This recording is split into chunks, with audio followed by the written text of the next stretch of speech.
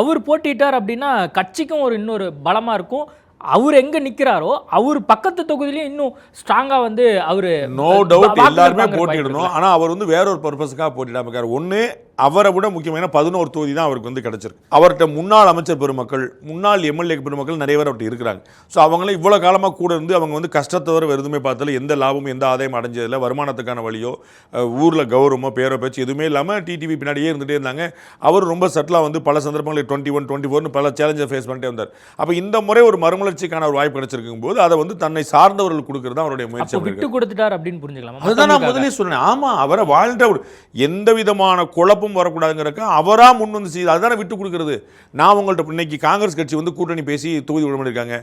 அவர்கள் போட்டியிட்டதுலேயே அவங்களால சீட்டை வாங்க முடியல, அவர்கள் வென்றதுலேயே சீட்டை வாங்க முடியல. ஆனால் செல்வ பெருந்தகை 16 தொகுதிகள் நாங்கள் ஏற்கனவே போட்டியிட்டதில் நாங்கள் போட்டிடுறோம். பஸ் 28 கிடைச்சிருக்கு. பஸ் 25 வாங்கினாங்க. பஸ் போன முறை 28 கிடைச்சிருக்கு.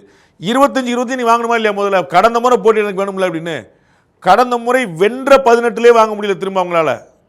உங்களுக்கு புரியுங்களா? போட்டிட்டு அப்புறம் அப்படியே கிடைக்கணும்ல, வென்றதே வாங்க முடியலன்னு சொல்ல வரேன் நான். அங்கே வந்து என்ன வச்சுருக்கீங்க? அதை மாதிரி கிடையாது, அது வந்து விட்டு கொடுக்குறது கிடையாது, அது வந்து கெட்டு போயிடுச்சு சீட்டு நம்மகிட்ட இல்லை, அவங்க எடுத்துக்கிட்டாங்க.